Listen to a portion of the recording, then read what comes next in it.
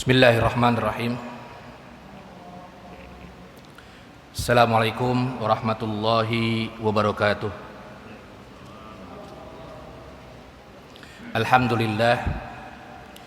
Alhamdulillahi rabbil alamin. Wabihi nasta'in.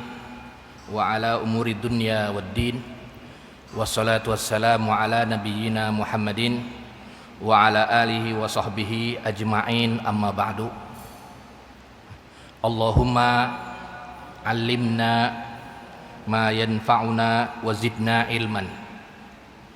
Yang saya hormati pengurus DKM Masjid JGC, para tokoh masyarakat, jamaah sholat maghrib yang dirahmati oleh Allah Subhanahu wa ta'ala.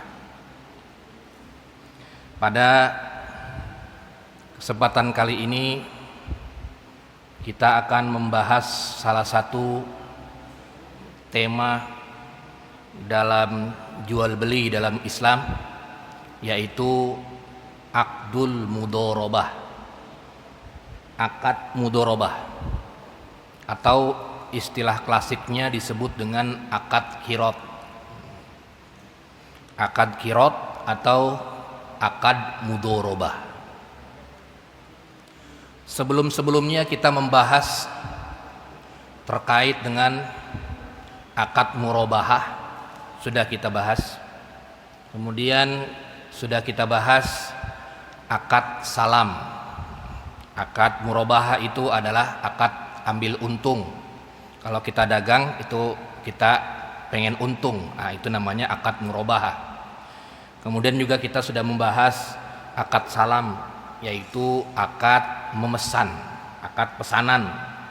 Juga sudah kita bahas berbagai problematikanya dan kemuskilan, masalah-masalah yang terjadi, dan masalah-masalah tersebut akan terus berlangsung sampai kiamat. Karena jual beli itu adalah al-aslu fil muamalah al-ibahah. Jual beli itu pada prinsipnya adalah boleh, illa ayyadulla dalilun ala tahrimihi, kecuali ada dalil yang mengharamkannya. Pasti ekonomi akan berkembang. Dulu di zaman Rasulullah SAW nggak ada jual beli lewat internet, nggak ada jual beli lewat ini dan lain sebagainya. Kemudian di zaman sekarang ada, mungkin zaman yang akan datang juga lebih kompleks lagi masalahnya. Nggak ada uang nanti, mungkin bisa jadi nggak ada uang. Yang ada adalah elektronik semua uangnya. Ya.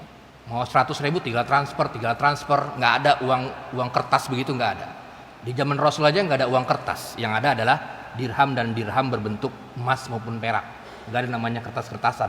Makanya kedepannya ekonomi Islam akan terus berkembang dan lain sebagainya. Tapi pada hari ini kita akan membahas tentang akad mudorobah. Apa yang dimaksud dengan akad mudorobah? Akad mudorobah itu secara simpelnya yaitu akad investasi. Secara simpelnya, ya. Tetapi para ulama mendefinisikan secara spesifik akdul mudorobah itu atau akdul kirot itu adalah akdun baina sahibil mal wal amil. Sebuah akad, sebuah kesepakatan antara pemilik uang dengan yang akan mengelola uang. Ya, misalnya si Ahmad punya uang 100 juta. Nih, pakai 100 juta ini, kamu puter uangnya buat jualan bakso. Si Muhammadnya itu sebagai mudorib, sebagai pengelola uang si Ahmad. Nah, si Ahmadnya sebagai sohibul mal atau robbul mal, pemilik modal tersebut. Itu namanya disebut dengan akad mudorobah. Itu disebut dengan akad mudorobah. Wahia ayyu'tiyal malu, seorang yang memiliki harta itu memberikan sebuah harta, ya, entah 100 juta, 1 miliar misalnya, liyat tajirobihi ala juz'in ma'lumin ya'khuzuhul amil, agar uang 100 juta itu diputer. Oleh siapa yang muternya? Oleh pihak kedua. Pihak kedua disebut dengan mudorib, pengelola harta si Ahmad. dengan tujuan agar harta 100 juta itu diperdagangkan dengan jelas. Dagangnya jelas, jualan apa? Bakso. Jualan apa? Jualan misalnya mie ayam. Begitu misalnya. Si Ahmad, nih saya kasih 100 juta. Coba kamu kelola jualan bakso, silakan. Nanti keuntungannya disepakati oleh kita berdua. Nah, mimma yattafiqoni alaihi. Keuntungan disepakati oleh kita berdua, apa itu sepertiganya? 20%, 30%, 50%. Yang penting terjadi kesepakatan antara pemilik modal dengan pengelolanya. Itu disebut dengan akad mudharabah. Jadi akad mudharabah simpelnya seperti itu. Akad mudharabah simpelnya adalah seseorang memberikan modal kepada pengelolanya 100 juta untuk dikelola uangnya. Jualan apa? Jualan bakso, jualan pangsit dan lain sebagainya. Nah, nanti disepakati kira-kira bagaimana bagi hasilnya dan lain sebagainya. Saya sebagai pengelola modal itu yang mengerjakan bakso itu, dan Anda adalah sebagai pemilik modal tersebut. Jamaah sholat maghrib yang dirahmati oleh Allah Subhanahu wa ta'ala, akad mudharabah itu terbagi dua macam. Para ulama membaginya menjadi dua macam. Ada yang disebut dengan mudharabah mutlaqah. Akad mudharabah yang mutlak. Mutlak itu artinya dilepaskan. Pokoknya si Ahmad ini pemilik modal nggak mau tahu, nggak ikut-ikutan dalam mengelola bakso tersebut. Untung rugi kepada amil tersebut, kepada pengelolanya. Itu disebut dengan disebut dengan mudharabah mutlaqah. Wa hiya ayyakuna lil mudharib fiha. Seorang pengelola itu mempunyai hurriyatut tasarruf, kebebasan mengelola uang 100 juta dari Pak Ahmad. Kaifa masya'a, terserah dia. Saya mau beli bakso sekilo, saya mau beli bakso dari sana dari sini, nggak ada intervensi dari pemilik modal. Kaifa sya'a. Duna ruju li sahibil mal, tidak ada dia harus konsultasi. Saya mau ambil bakso di daerah sana atau di tempat keluarga saya. Nggak ada, pokoknya ini 100 juta, pokoknya kamu kelola, nanti lapor kepada saya berapa keuntungannya, seperti itu. Itu disebut dengan mudharabah mutlaqah. Pihak pemilik modal tidak ada sama sekali intervensi kepada pengelolanya. Itu disebut dengan mudharabah mutlaqah. Jenis yang kedua adalah mudharabah muqayyadah, yaitu mudharabah allati yashtaritu fiha rabbul mal alal mudharib ba'da surut li dhamani malihi. Yaitu seorang rabbul mal, pemilik modal itu bisa mengintervensi, bisa mengawasi, bisa melihat bahkan kebijakan-kebijakan yang kebijakan-kebijakan yang krusial. Misalnya harus menggunakan modal 50%, harus mengeluarkan begini-begini. Itu harus konsultasi dulu kepada pemilik modal. Itu disebut dengan mudharabah muqayyadah. Biasanya kalau mudharabah muqayyadah itu banyak digunakan karena kadang-kadang pemilik modal nggak terlalu percaya sama pengelolanya. Tapi kalau mudharabah mutlaqah ada juga kalau dia ini pengelolanya ini terpercaya, kemudian udah sikoh dah pokoknya. Mau diapain aja tuh uang, yakin karena dia orang pembisnis, ya, jago bisnis, udah saya kasih 100 juta itu saya nggak mau intervensi, pokoknya saya percaya. Itu biasanya mudharabah mutlaqah, tapi jarang dilakukan. Ada juga tapi jarang. Tapi kalau mudharabah muqayyadah, ya, itu banyak dilakukan karena pemilik modal masih bisa mengintervensi, Misalnya kalau jualan baksonya harus dari keluarga saya ya, kalau nggak bisa, gitu misalnya, dalam klausulnya misalnya begitu. Atau mempunyai kebijakan kalau pengen beli gerobak begini-begini, atau kalau kerugian bagaimana, itu kebijakan krusial harus melibatkan pemilik modal. Itu disebut dengan mudharabah muqayyadah. Jamaah salat maghrib yang dirahmati oleh Allah Subhanahu wa ta'ala, kemudian ada rukun-rukunnya juga. rukun-rukun atau ya disebut dengan rukun-rukun daripada mudharabah ya, rukun-rukun daripada mudharabah. Yang pertama rukun-rukun dari mudharabah adalah adanya ra'sul mal, modal. Dal modal itu menurut kesepakatan, bahkan jumhur bukan kesepakatan ya, ada memang perbedaan pendapat ulama, nanti kita akan bahas perbedaannya. Menurut jumhur ulama sampai mendekati kesepakatan ulama, modal itu harus berbentuk nukudan, harus berbentuk uang atau berbentuk emas dan perak atau yang bisa dihitung, agar nanti dalam hal pembagian keuntungan bisa dibagi jelas begitu. Nggak bisa misalnya saya modalnya ruko ya, nih ruko, nah itu nggak bisa seperti itu. Itu kalau ruko itu berarti akadnya bukan akad mudharabah, berarti akadnya akad ijaroh, nanti lain lagi akadnya. Jadi kalau akad mudharabah itu jumhur ulama sampai mendekati kesepakatan ulama, dia harus berbentuk uang, bukan berbentuk barang. Misalnya nih, saya punya barang nih, televisi banyak nih, coba kamu jualin itu. Itu nggak bisa. Itu menurut kesepakatan ulama, itu kalau begitu namanya akadnya ijaroh, jangan akadnya mudharabah. Kalau mudharabah dia bentuknya uang, bisa dihitung nanti ketika keuntungan persenannya berapa. Saya pemilik modal 60, kamu yang mengelola uang tersebut 40, tinggal dicantumkan dalam sebuah akad. Kalau modalnya itu adalah berbentuk barang, entah ruko, berbentuk barang entah yang mau dijual dan lain sebagainya, itu bukan akad mudharabah, tapi akadnya akad ijarah gitu, atau akad murabahah bisa dan lain sebagainya, bukan akad mudharabah. Jadi yang pertama, rukun yang pertama adalah ra'sul mal, harus ada modal yang berbentuk uang. Terserah modalnya berapa, makin gede makin bagus gitu ya. Yang kedua adalah rabbul mal, yang punya.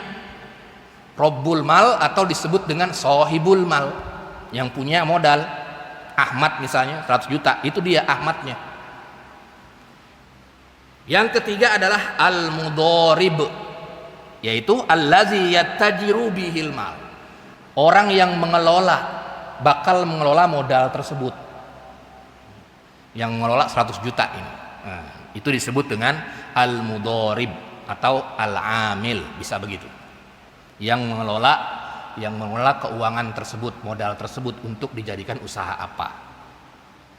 Kemudian yang keempat adalah al-aqdu al-muttafaq, akad yang disepakati oleh kedua belah pihak. Akad yang disepakati oleh kedua belah pihak. Bagaimana disepakati? Ya tinggal di awal dikonsulkan, disepakati akadnya, akad perjanjian lah begitu. Akad kesepakatan dan perjanjian. Di mana lokasinya, modal saya berapa pihak pertama, pihak kedua sebagai pengelola, begitu. Kalau ada untung berapa dan lain sebagainya, berapa persen, jualan apa, itu jualan juga harus jelas. Di yang kelima adalah al-amal as-sharih atau amal al-wadih, ada proyeknya atau ada kerjaannya atau ada usahanya, apa kira-kira yang jelas. Jadi jangan sampai orang yang memiliki modal 100 juta nih kelola, tapi nggak tahu pemilik modal buat apa itu, nggak bisa.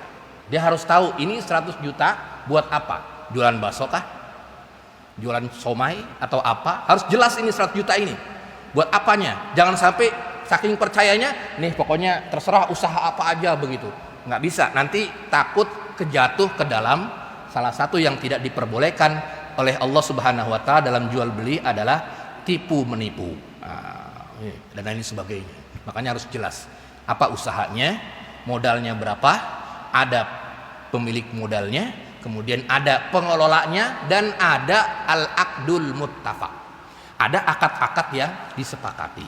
Jadi nggak bisa kalau misalnya nggak seperti itu. Kemudian yang selanjutnya adalah ada syarat-syarat daripada mudharabah. Tadi rukun-rukunnya, kemudian juga ada syarat-syarat daripada mudharabah. Syarat-syarat mudharabah itu yang pertama adalah yang tadi sudah dijelaskan, ayyakuna ra'sul mal minan nuqudi. Ra'sul mal, modal itu harus berupa uang. Itu dalam akad mudharabah. Harus berupa uang, bukan berbentuk barang, bukan berbentuk tempat dan lain sebagainya. Kalau berbentuk tempat, akadnya lain, ijarah namanya, sewa menyewa, nyewa ruko begitu, nyewa rumah. Kalau berbentuk barang berarti murabahah nanti, jangan jadi mudharabah begitu. Jadi mudharabah itu adalah akadnya yang pertama syarat umum, ada syarat umum dan ada syarat khusus. Ini syarat umumnya adalah ayyakuna ra'sul mal minan nuqud. Modalnya itu adalah uang. Kemudian yang kedua adalah ra'sul mal wadihun jumlatan. Modalnya itu harus jelas jumlahnya, disebutkan di dalam akadnya. Ntar saya modalin ya, nih duitnya baru 50 juta ya, belum diakadin, nanti ngasih lagi. Harus jelas berapa modal kamu, 100 juta, harus jelas. 1 miliar, harus jelas modalnya itu berapa, biar kelihatan jelas. Ini merupakan syarat umum, harus jelas modalnya, supaya tidak terjerumus ke dalam tipu menipu dan lain sebagainya. Kemudian yang ketiga adalah alla yakuna ra'sul mal dainan fi zimmatil mudharib. Nah, ini penting. Modal itu jangan berupa hutang daripada pengelola. Nggak bisa. Misalnya si B, tadi si Muhammad pengelolanya yang bakal mengelola, si B punya utang sama si Ahmad, utangnya 100 juta. Kata si Ahmad, nih modalnya 100 juta, mana uangnya? Hutang kamu 100 juta sama saya, itu modalnya. Nggak bisa. Jadi modalnya harus benar-benar uang, wujud uang, bukan berbentuk hutang. Itu syarat umumnya. Nggak bisa dia misalnya si Ahmad punya modal 100 juta, kemudian si Muhammadnya sebagai pengelola, saya berikan modal 100 juta kepada Anda, wahai Muhammad Abbas misalnya namanya, pengelola. Mana uangnya? Saya akan kelola, saya jago bisnisnya dan lain sebagainya. Utang kamu kan 100 juta sama saya, itu modalnya. Nah, nggak bisa. Itu beda. Akadnya akad hutang beda, akad mudharabah beda. Nggak bisa, modal itu merupakan hutang daripada pengelola atau pembisnisnya, nggak bisa. Dia harus berbentuk benar, kelihatan uangnya. Yang selanjutnya, yang keempat, syarat-syarat umumnya adalah antakuna hissatu kullin minhuma minar ribahi syai'atan kan nisfi wassulusi masalan. Nah, itu pembagian keuntungannya jelas ya. Keuntungannya ini syarat umumnya harus jelas. Untungnya harus jelas. Untungnya berapa? Kalau misalnya dia dapat untung 100 juta ini. Nah, kemudian dalam 1 tahun kemudian dia untungnya 50 juta. Nah, berarti kalau untungnya 50 juta, 60% misalnya dalam akadnya buat ya, misalnya 60% buat pemilik modal, kemudian 40% buat pengelola, berarti misalnya 30 juta, 20 juta, atau 27 juta misalnya, 23 juta dan lain sebagainya. Nah, tergantung daripada kesepakatan di awal. Jamaah sholat maghrib yang dirahmati oleh Allah Subhanahu wa ta'ala. Kemudian yang selanjutnya adalah tadi syarat-syarat umum mudharabah. Yang selanjutnya adalah syarat-syarat khusus mudharabah. Syarat khususnya adalah wujudul masru'at minal mudharib ila rabbil mal. Harus adanya rencana usaha. Masru'at itu rencana. Minal mudharib ila rabbil mal, dari pengelola kepada pemilik modal. Proposal lah ya istilahnya. Ya, istilahnya proposal itu kalau bahasa modernnya. Kalau bahasa orang awamnya udah ada planning mau buka apa. Ya, keahliannya sudah ditonjolkan kepada pemilik modal. Jangan sampai terjadi penipuan. Jangan modal sikoh-sikoh tadi, modal percaya tapi nggak ada buktinya, gitu ya. Misalnya ini orangnya soleh banget nih, suruh ke masjid, berarti ini nggak bohong nih. Nah, kemudian kasih aja modal. Nah, itu nggak begitu. Dalam syarat-syarat mudharabah yang khusus, yang pertama adalah wujudu al-masru'at minal mudharib ila rabbil mal. Pengelola uang itu harus memberikan keyakinan. Kalau sekarang bahasa modernnya proposal usaha kepada pihak pemilik modal. Ini saya punya planning, saya pengen buka bakso di pertigaan ini nih, jalan Raya Cakung misalnya, atau jalan JGC misalnya, pertigaan depan ada ruko di situ, pas itu kira-kira begini ininya, sewa rukonya berapa, ininya beli baksonya berapa, dan lain sebagainya. Pokoknya seperti itu, di baik secara tertulis maupun secara lisan. Yang penting pemilik modalnya tahu planningnya apa. Ya bagusnya secara tulisan, biar nanti kalau ada apa-apa kelihatan. Nah itu harus ada masruatnya, biar tidak terjadi tipu menipu. Ini syarat khususnya, apa kira-kira yang diplanningkan. Kemudian yang kedua adalah syarat khususnya, al-mudharibu lahu amanatun fi tasarrufihi. Pengelola itu merupakan seseorang yang amanah. Ini kenapa syarat khusus? Karena memang khusus buat kedua belah pihak. Jadi pengelola itu adalah amanah, bukan khianat, tipenya tipe amanah. Ya, makanya ya syaratnya amanah juga. Ya, si mudoribnya ini, pengelola itu harus amanah, dikasih 100 juta. Ya, laporannya kan banyak juga orang yang nggak amanah. Laporan per bulannya rugi aja, padahal itu rame mulu baksonya gitu. Rugi aja. Nah, itu kan berarti nggak amanah atau kurang profesional. Proposalnya kurang profesional dan lain sebagainya. Itu kan ilmu bisnis itu namanya. Makanya harus amanah, sebagai mudoribnya, sebagai pengelolanya itu harus amanah. Kemudian yang ketiga syarat khususnya adalah Rabbul mal alimun fi tasarrufihi. Pengelola itu Rabbul mal, pemilik modal itu dia tahu usahanya. Jangan sampai dia nggak tahu apa-apa dari pihak pemilik modal, ngasih 100 juta aja, udah ditinggalin aja, mentang-mentang uangnya banyak, dia nggak peduli mau rugi mau untung, nggak boleh juga. Dalam bisnis itu harus ada saling terpercaya satu dengan yang lainnya. Nggak bisa dia itu namanya buang-buang uang.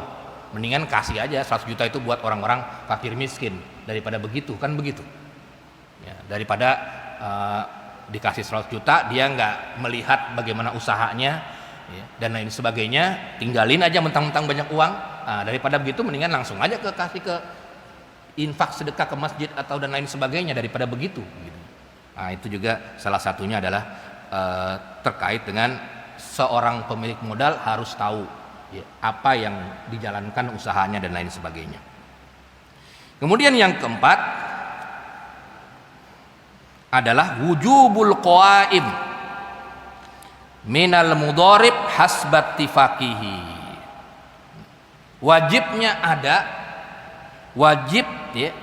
adanya al-qawaim dari seorang pengelola sesuai dengan kesepakatannya. Qawaim itu adalah apa istilahnya ya dalam bahasa modern itu, angka-angka di luar dari pengelolaan uang itu. Misalnya sewanya berapa, kan itu sewa nggak termasuk. Kalau yang beli kalau misalnya usaha bakso itu kan bagian dari yang bakal menguntungkan gitu kan. Nah ini di luar menguntungkannya, misalnya uang sewa, berapa uang sewanya setiap bulannya. Kemudian apalagi misalnya uang listrik. Nah itu termasuk harus adanya ya, nilai-nilai tersebut ya, untuk dijadikan pedoman dalam sebuah kesepakatan dalam akadnya. Ya jangan sampai misalnya seorang pemilik modal ya, 100 juta ya, tahu-tahu rugi. Buat apa rugi ini? Lah nyewa rukonya di sebelah sana, di daerah ruko JGS yang di depan ini, yang harga setahunnya sebulannya bisa sampai 30 juta per bulan. Nah habis itu modalnya, kan begitu nanti. Kalau nggak tahu tadi qawaimnya, nggak tahu anggaran atau bakal pengeluaran di luar pokok ya. Kalau misalnya jual bakso kan yang pokok-pokok itu beli baksonya, beli mie-nya, itu kan yang pokok-pokoknya itu.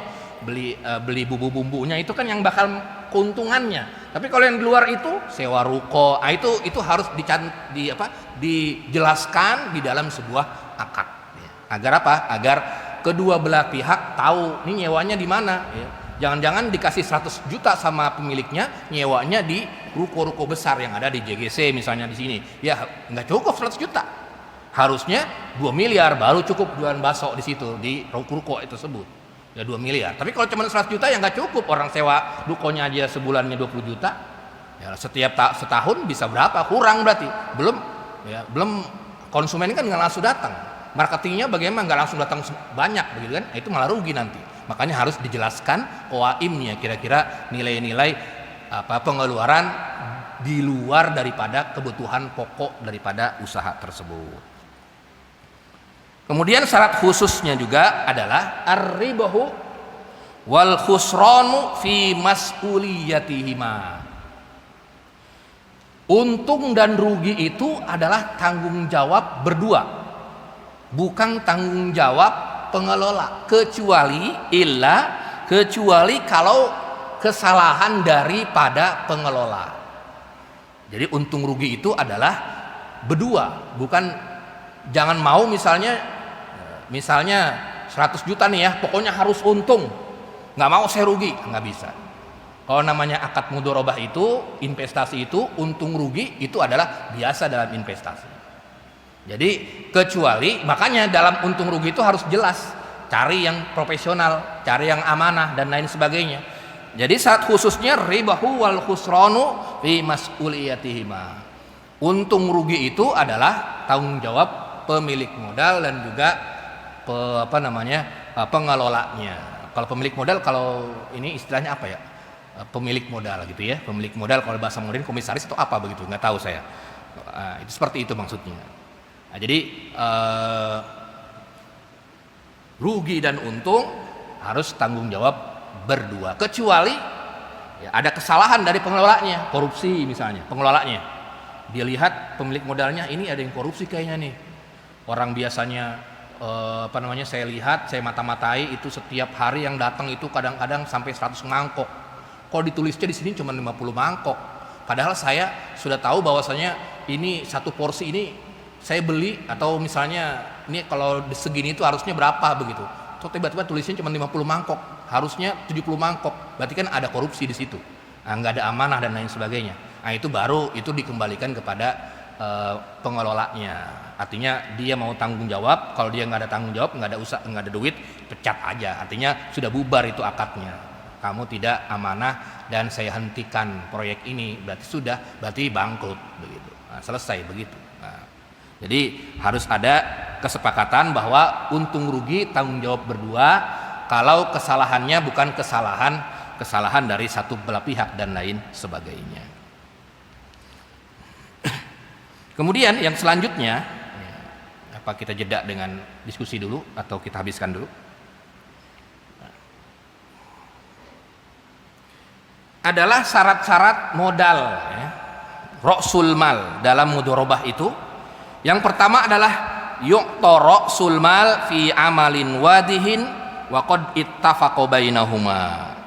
Modal itu, modalnya, uangnya harus diberikan itu dalam usaha yang jelas yang disepakati oleh kedua belah pihak. Ini syarat ra'sul mal ya. Nah, harus jelas itu. Kemudian yang kedua adalah ra'sul mal wadihun fi jumlatihi. Ra'sul mal itu mesti jelas jumlahnya. Tadi sudah sempat disinggung. Kemudian yang ketiga adalah yu'ta ra'sul malil mudharib jami'an. Ra'sul mal itu, modalnya itu harus diserahkan semuanya kepada pengelola, kecuali iza a'ta taksiman la budda bittifaqihima, kecuali kalau memang ada kesepakatan. Ini modalnya nanti 1 miliar ya. Nah, nanti bulan pertama saya kasih 200 juta, bulan kedua saya kasih 300 juta begitu. Tapi harus dicantumkan itu. Jadi modalnya itu jelas, jangan sampai modalnya 200 juta kemudian tahu-tahu nambah lagi, nggak bisa. Harus disepakati. Kalau nambah modal berarti perjanjiannya harus diperbarui biar jelas. Ataupun misalnya ditulis bulan pertama misalnya kamu modalnya berapa? 1 miliar. Nah, tapi dicicil ya, 1 bulan saya kasih 1 miliar. Berarti 10 bulan itu berarti dia harus ngasih 10 bulan berarti habisnya 1 miliar 100 juta sampai dengan 10 bulan menjadi 1 miliar. Harus disepakati itu di antara keduanya. Maka mesti terjadi kesepakatan. Kemudian dari modal tersebut rusumut taklifah, biaya-biaya tadi yang sudah saya sebutkan tadi, biaya-biaya yang dikeluarkan ya, selain daripada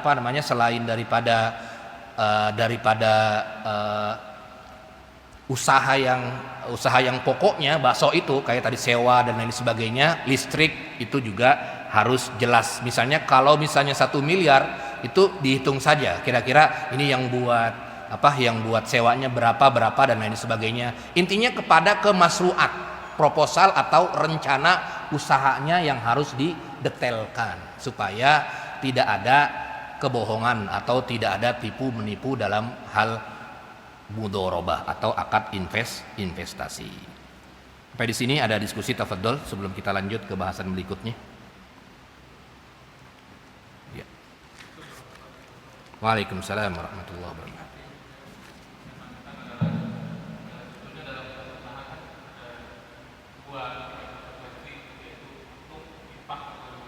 Iya.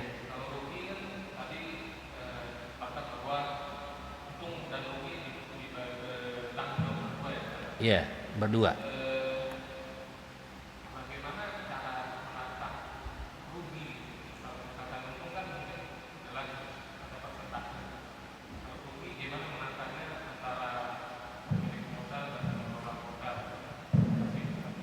Ya, waalaikumsalam warahmatullahi wabarakatuh. Ya, ini memang harus ke ahli ekonomi nih ya, kayak begitu ya, untung rugi ya. Tapi sependek pengetahuan saya itu memang ada ukurannya dalam ilmu ekonomi itu ya. Kalau rugi itu seperti apa? Artinya rugi itu ya kalau bahasa ekonominya ada hitung-hitungannya itu. Jadi kalau untung seperti apa? Apakah ya saya memang kurang paham juga kalau istilah nilai-nilai ruginya berapa. Misalnya nih ya, modalnya 100 juta. Kalau saya simpel aja karena saya nggak fokus belajar ekonomi secara detail begitu ya. Jadi kalau misalnya dia modalnya 100 juta ya, kemudian dipotong dengan misalnya gaji karyawan, kemudian dipotong-potong dengan apalagi misalnya itu ya, biaya listrik, biaya sewa dan lain sebagainya ya. Kemudian untungnya itu adalah nanti kan ada dalam bahasa ekonomi ada laba kotor, ada laba bersih kan begitu. Dalam ekonomi kan gitu ya. Kalau laba kotor itu adalah keuntungan tapi belum dipotong gaji misalnya, atau belum dipotong kalau misalnya disepakati ada dana cadangan. Ini harus ada dana cadangan nih 20% supaya apa? Supaya nanti kalau ada apa-apa kolaps atau kalau misalnya bulan depan konsumen dikit, ada saingan, akan bisa diambil dana cadangan. Nah, itu kan bisa disepakati juga. Jadi namanya disebut dengan laba kotor ya. Kalau laba bersih berarti sudah dipotong semua itu. Sudah dipotong sewa, sudah dipotong karyawan, listrik, kemudian dana cadangannya juga sudah dipotong, kemudian gaji bagi pengelolanya gitu kan, sebagai orang yang bertanggung jawab, direktur bahasanya gitu ya. Nah, kemudian dan gaji atau dan lain sebagainya itu yang pengelola itu ya. Nah, seperti itu. Nah, kemudian timbullah angka untung adalah misalnya sebesar 50 juta atau sebesar 20 juta setiap bulan. Karena ramai tempatnya, 20 juta setiap bulan itu adalah laba bersih. Nah, di luar operasional dana cadangan dan lain sebagainya. Nah, tinggal dibagi persentasinya. Kalau 20 juta, kalau misalnya akadnya di awal adalah 50-50, berarti sarang 10 juta. Ya, misalnya seperti itu. Kalau misalnya dia misalnya berapa, misalnya kalau 100 juta misalnya untung bersihnya masih, kalau misalnya dia 70-30 berarti 70 juta, 30 juta dan lain sebagainya. Nah, kalau rugi bagaimana? Kalau rugi berarti dia dipotong sana sini nggak ada untungnya. Ada 50 juta tapi ini bukan ini masuk belum, karyawan belum dibayar, dibayar dulu. Oh, ini ada untung, sewa ini belum dibayar. Nah, sewa ruko belum dibayar. Listrik belum dibayar, keluarin dulu.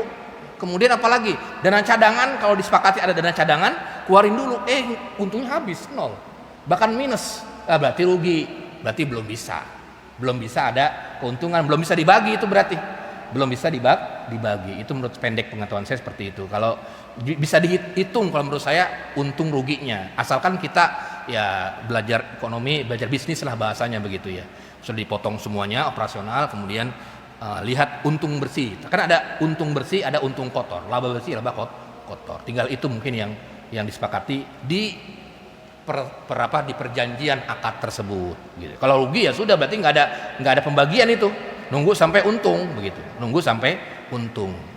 Kalau rugi terus ya lama-lama bangkrut. Kalau rugi terus kan ya kan usaha bisa bangkrut, rugi lagi, nah, rugi lagi. Dan pengelola, dan sekali lagi, nah ini yang penting adalah yang pengelola bukan pemilik. Pengelola hanya mengelola, bukan pemilik dia. Pemilik itu hakikatnya adalah Rabbul Mal. Dia adalah yang mempunyai modal. Jadi bisa aja dia memutuskan hubungan dengan pengelola tersebut, ganti dengan pengelola yang lain. Kalau dia kinerjanya nggak bagus, maksudnya ini kok rugi mulu nih, saya pengen ganti, tinggal dihapus akadnya dihapus, ganti ke pengelola yang lain. Mana pengelolanya yang lain? Nah, ini ada orang baru lagi, buat lagi kesepakatannya lagi, begitu, seperti itu. Jadi bisa aja dia memberhentikan orang tersebut, artinya dengan cara membatalkan akad. Ada lagi, tafadhol.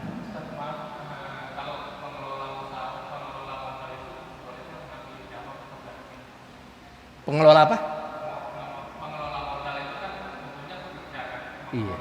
Boleh kan dia mengambil jawab? Oh, gaji gitu ya maksudnya. Iya, bisa. Iya.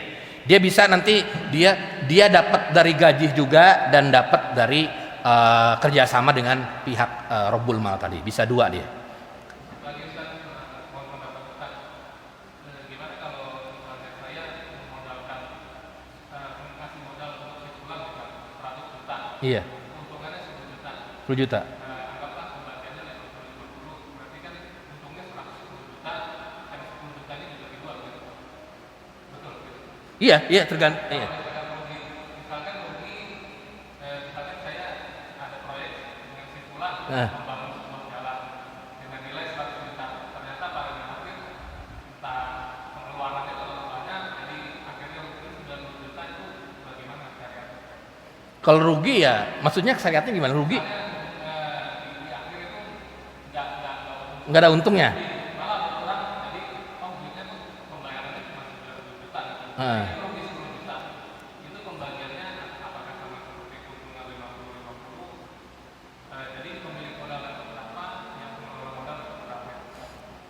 Oh iya, saya paham ya. Jadi rugi ya, misalnya dia modalnya 10 juta ya. Kemudian dia dapatnya hanya 8 juta ya. Berarti kan rugi itu ya. Apakah ada pembagian gitu ya? Pembagian dengan pengelola? Tidak. Ada kecuali kalau ada di klausul kesepakatan. Jadi kalau disepakatannya adalah misalnya kita bagi hasilnya dengan kamu, dengan Anda adalah ketika keuntungan, dapat untung berapa nih? Misalnya kalau modal 10 juta kemudian dia dapat untung 2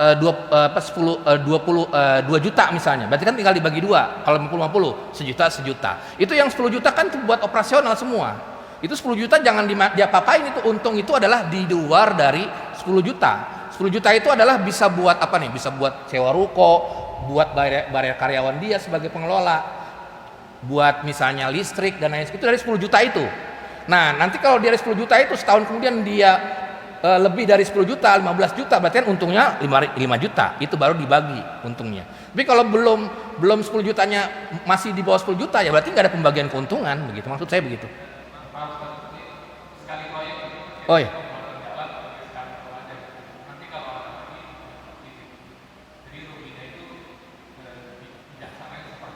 Oh, jadi apakah ada kerugian kemudian pengen dibagi kepada pengelola gitu ya, kerugian tersebut?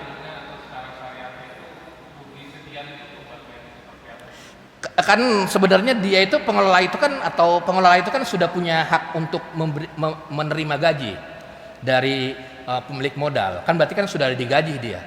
Kalau misalnya dia rugi 80 juta berarti tinggal kerohiman daripada pemilik modal, mau nggak ngasih dia itu kepada kepada pengelola itu. Kalau rugi kan nggak ada klausulnya, rugi itu ya berarti kamu nggak dapat apa-apa kalau rugi, begitu ya. Kalau dia pengen ngasih ya nggak apa-apa, cuman istilahnya di luar kesepakatan. Kecuali kalau ada kesepakatan, itu kan di luar kesepakatan ya. Kalau nggak dia rugi misalnya, ya sudah rugi proyeknya.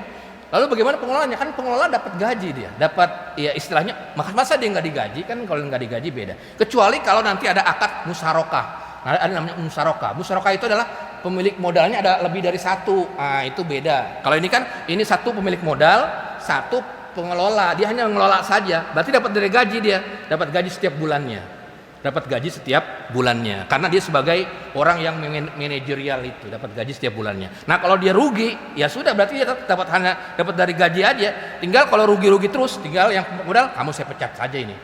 Nggak untung, ya udah pecat, ganti dengan yang lain. Bisa dengan kesepakatan yang lain. Kalau untung bisa kita bagi dengan kesepakatan kerjasama tersebut. Begitu maksud saya. Wallahu a'lam bishawab. Pak Ji.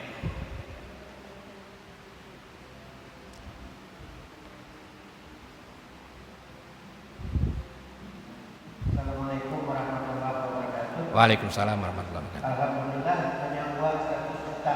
Iya, alhamdulillah, masya Allah. Yang mau mengelola itu kan ketemu, belum ada yang dipercaya. Iya. Akhirnya uang itu ditaruh di bank syariah. Iya. Menurut informasinya nanti Bapak dibagi keuntungan sekian, berkurang sekian, bernaik sekian. Nah, halal nggak untuk yang dibagi itu dengan kita nggak tahu usahanya apa, bagaimana dan bagaimana. Yang jelas uang ini mau kita kasihkan ke orang dalam taman, nggak ada ketemu daripada habis di tangan, taruh di bank. Bagaimana tak? Ya, itu namanya disebut dengan akad modern. Akad modern itu mudorobah plus wakalah. Itu namanya nanti ada di akad modern. Kita itu sebagai pemilik modal 100 juta, kita depositoin ke bank syariah misalnya. Itu bank syariah itu sebagai wakalah, wakil kita. Nah, nanti bank syariah itu yang nyari orang-orang yang pengelola. Nih pengen kemana nih dia? Kita nggak tahu tuh kan. Nih pengen buat jalan, buat apalagi proyek infrastruktur. Kan begitu, kita nggak tahu kan dari mana. Pokoknya kita ngambil untung pastilah depositoin, misalnya kalau 1 miliar, kalau depositoin 100 juta itu kan misalnya dapat berapa bagi hasilnya, kan ada bagi hasilnya itu ya.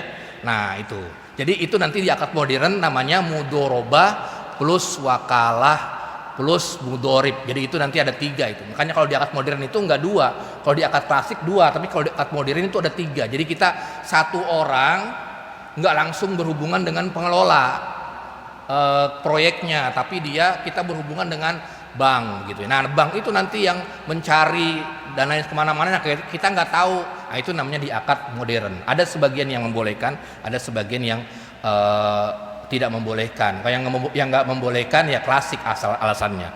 Tapi kalau yang tidak membolehkan, kalau yang membolehkan, nah itu ada 2 multi akad. Nah, namanya disebut dengan multi akad. Dia sebagai robbul mal, pemilik modal, banknya sebagai wakalah ya, wakil, kemudian yang lain adalah sebagai mudoribnya. Dan sudah ada fatwanya di DSN MUI, Dewan Syariah Nasional Majelis Ulama Indonesia, itu dibolehkan menurut fatwa MUI ya, tapi ya menurut fatwa MUI itu dibolehkan. Tapi beda dengan yang kita titipkan tadi, kita cuma 2 orang ini.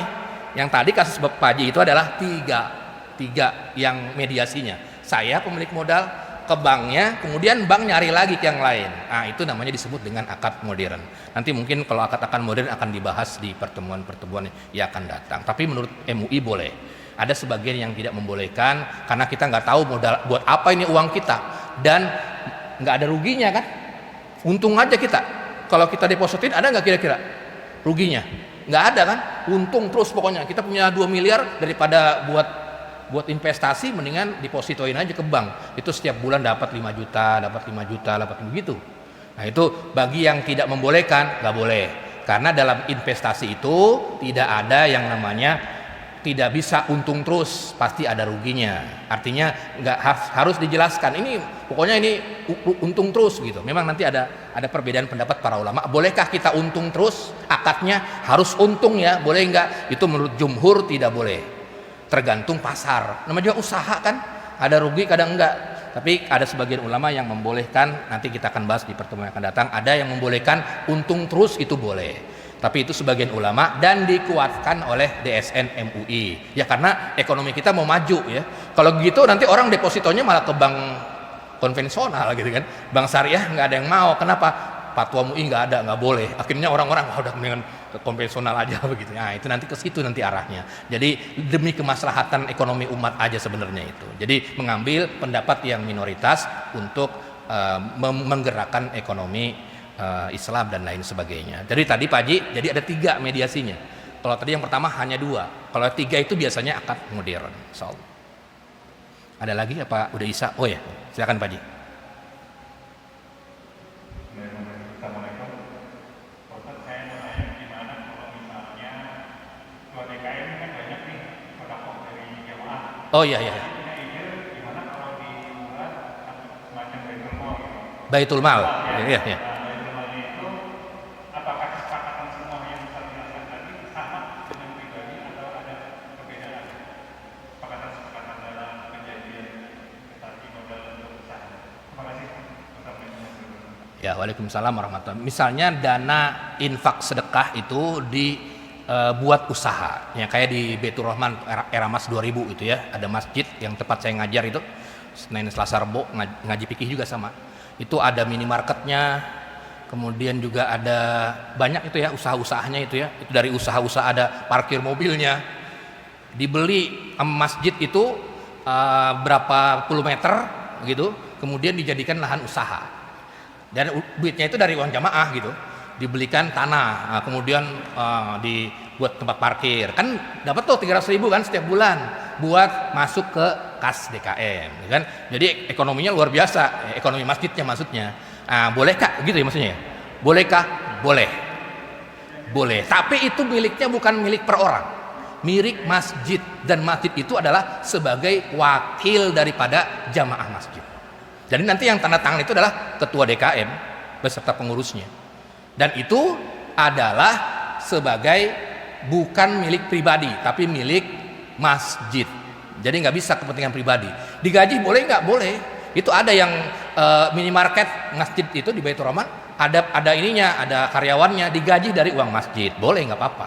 Tinggal disepakati. Karena DKM itu sebagai wakalah. Nanti ada akad wakalah ya. Sebagai orang yang mewakili daripada jamaah masjid, begitu. Jamaah mas tinggal diumumkan saja di ini bisa gitu. Nggak apa-apa ya, buat akhirnya ya lebih makmur begitu ya, tapi memang harus yang amanah ya, harus yang amanah. Boleh, menurut saya boleh. Wallahu a'lam bishawab. Ada lagi? Sudah ya? Lagi. Silakan terakhir. Iya. Dana talangan haji.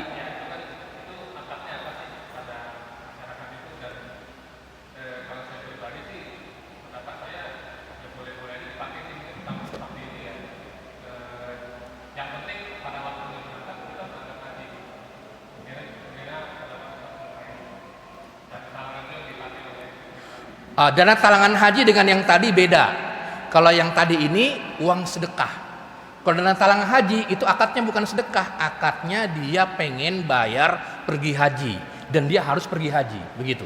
Kalau yang tadi kan akadnya sedekah biasa, nggak bakalan diminta sama masyarakat, nggak diminta, karena itu udah sedekah aja, udah buat masjid semua, kelola dan lain sebagainya. Kalau yang ini dana talangan haji itu memang bukan sebagian, bahkan mendekati jumhur mengatakan tidak boleh, sama seperti umroh.